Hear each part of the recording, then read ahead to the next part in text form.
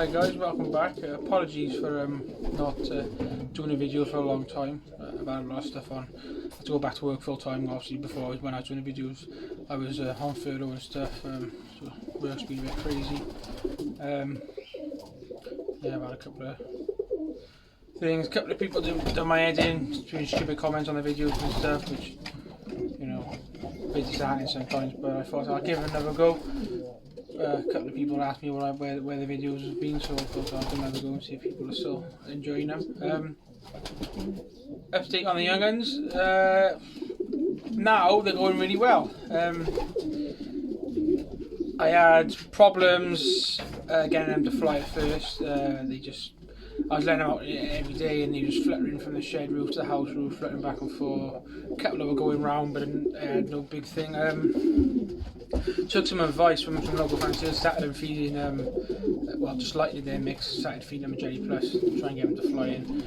It worked partly, but there was still a few lazy pigeons, so in the end I ended up getting the flag out, flagged them up, been flagging them for about 2 weeks now, and they're flying great now.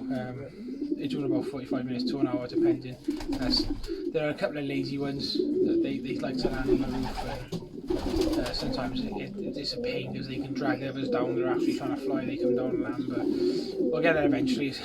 I got a flag, got a football, everything. I've thrown them. I'm trying to get them to go up. The couple of lazy ones, but I think they just got used to it now, so they're not listening. But if they don't fly, and when the main batch of birds are ready to go basket training, they'll all be going basket training. So it's down to them. They'll go in the basket, whether they've been flying 10 minutes or an hour. As long as the majority are ready, then it is what it is.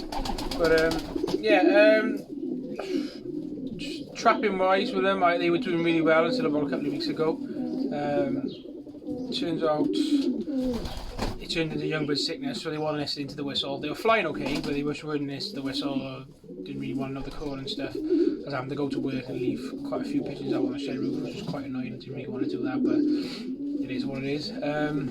So yeah, it was turned out to be Youngbirds sickness. I say after about a week, then I started getting the green slimy droppings, etc. I didn't get no spew or anything like that, but they were all eating their corn, but they just weren't really hungry and wanting to get in the shed for the corn.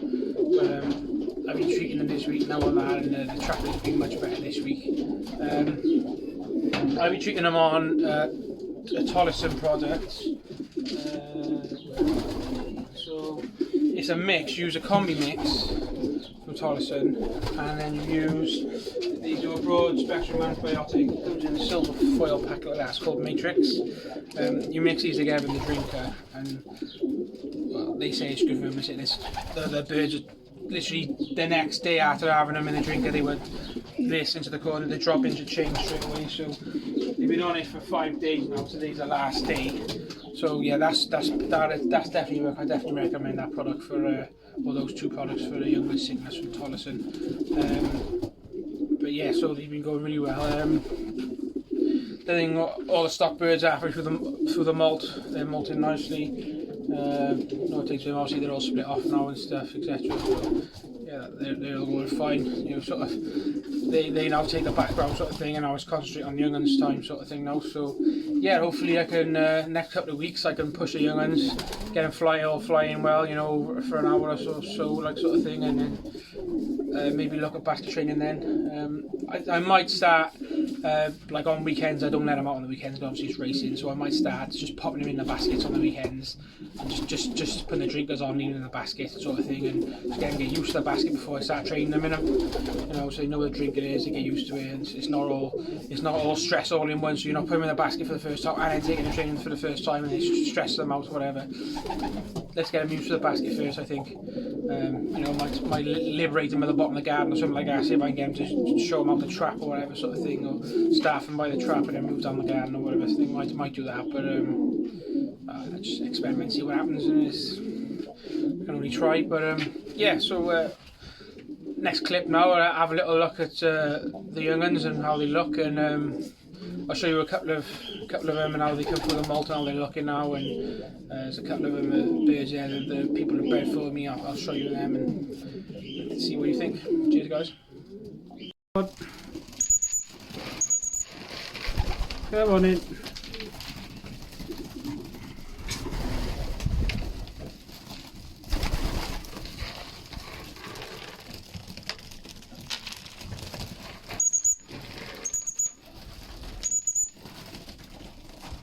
Come on.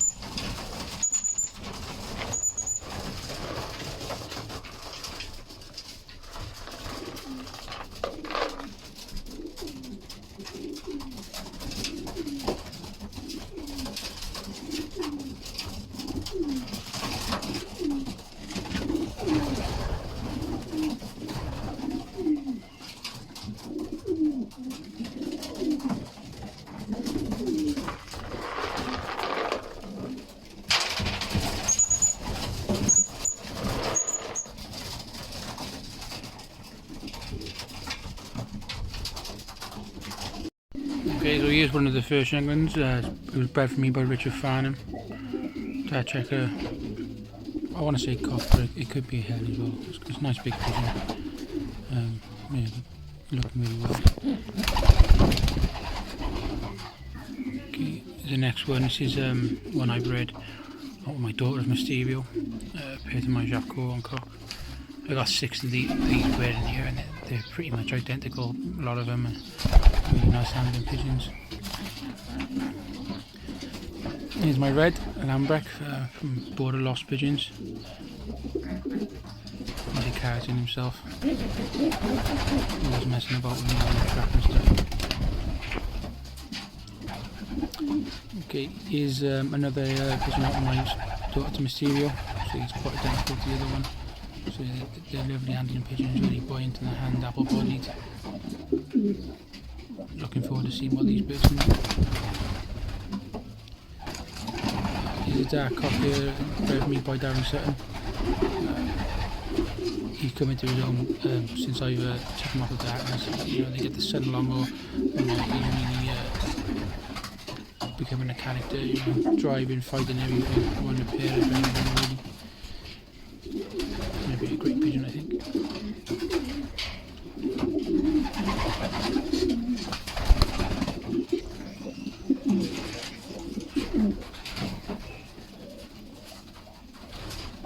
Okay, this is a checker. He's bred by Jason Bright. He's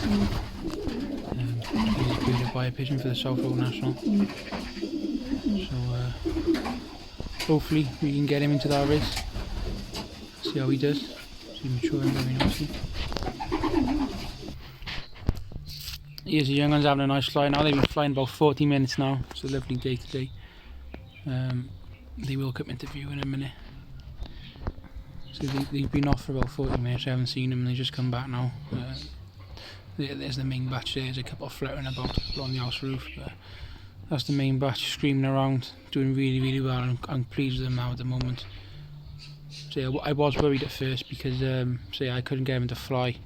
They literally just wanted to go house roof to shed roof, back and forth, and I didn't want to spook them up with a flag or anything, just in case, you know, they got it when they went up, they were gone and scared, and they you know, I didn't want to lose any that earlier stage anyway. So I'm glad they've picked themselves up now, and say they're really working themselves well now.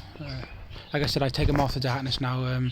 It was getting way too hot all the time to have curtains up on there all through the day, so they're off the darkness now. They've had long enough on there anyway, so most of them have come from the mob. There might be a couple of younger ones there that haven't come fully through the mob, but that is what it is. So as long as the main ones are all looking nice. further up. But yeah, see, it's so they get a full day now, and they get extended hours on the light as well. So keep them out then. So I extend the hours till 11 o'clock at night with the lights in the shed. But no, they're working really well. To be fair to them, I'm very pleased. So another week or so, roll on basket training.